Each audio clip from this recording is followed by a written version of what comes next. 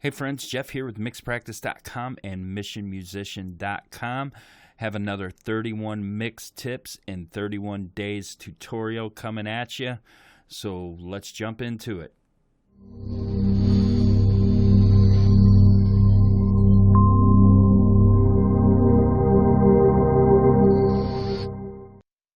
All right, so this mix trick is kind of a parallel processing mix trick or tip or whatever you want to say. And I do this a lot on bass because I love what it does for bass. Now, I primarily mix in the rock genre, so it's important that the bass cuts through. So what I like to do is create a bass distortion track. Now, there's a couple different ways that you can do that. So I could send this to a mono aux bus, right? So now, if I send it pre-fader,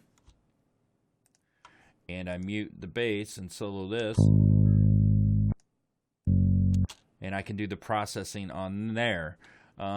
Or I could just create a new track and copy this bass and drop it right down onto a new track, which is honestly how I normally do it. But since I went through the trouble of go ahead and send the bass to an aux track, I'll just do it right here on the aux track. But I am going to change the output. All right, so what I like to do, and I generally use, you can use any kind of distortion for this. I like to use Sans Amp, and I like to start off with a preset. They have one here called Crunchy Bass, okay? I'll start with this, but I'll definitely adjust it. I don't like a lot of low end when I am parallel processing a bass with distortion.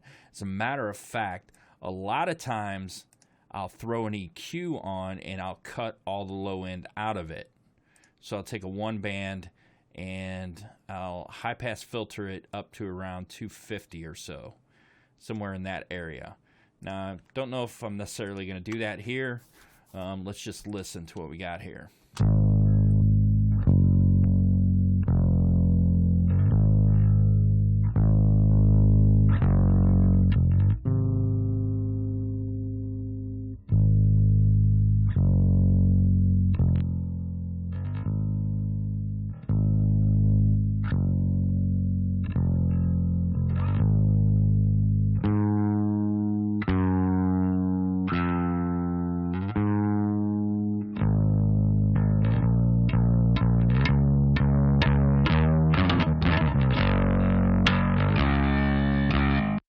Now, that sounds terrible, right? But what I'm using it for is to add harmonic content into the existing bass. So let's blend it in. So this is kind of a parallel processing thing. Let me, even before we do that, let me rename this really quick. Bass. All right.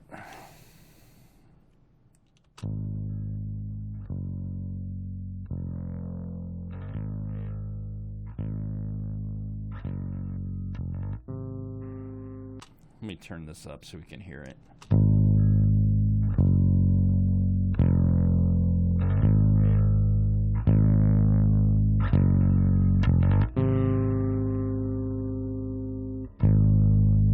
And you know what I'm going to do since we're right here? I'm going to send both of these to a new aux. Let's see, new track and mono, and call it bass bus, so I can control the volume of both of them. And I'm going to solo safe that. So now I have control of both of these tracks with this volume fader. All right, so I'm going to bring this into the mix.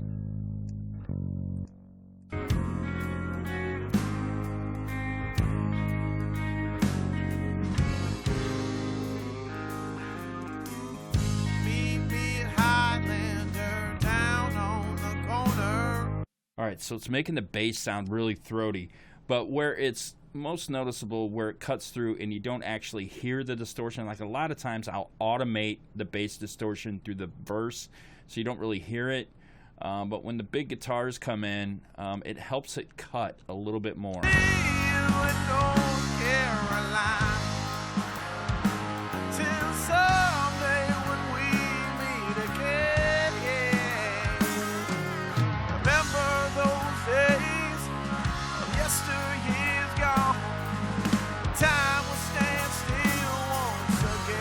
So it cuts through more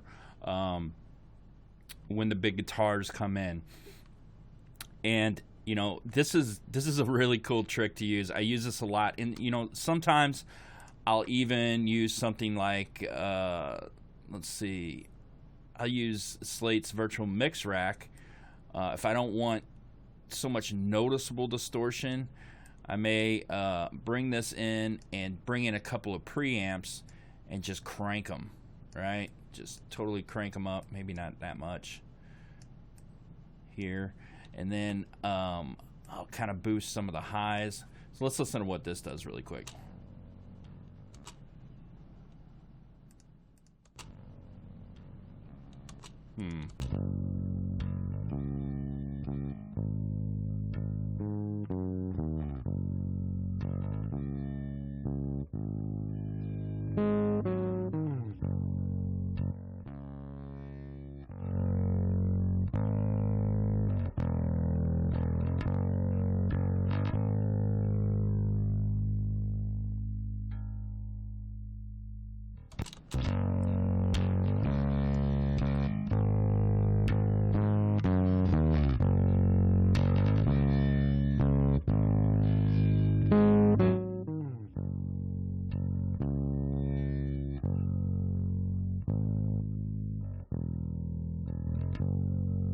Right, so you can gain some more clarity with the bass by adding distortion to it, because you're adding harmonic content to it.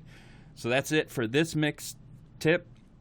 Hope you guys are enjoying this series. I'll see you tomorrow in another 31 mix tips in 31 days. Like and subscribe if you like these type of videos, and thanks for watching. Bye-bye.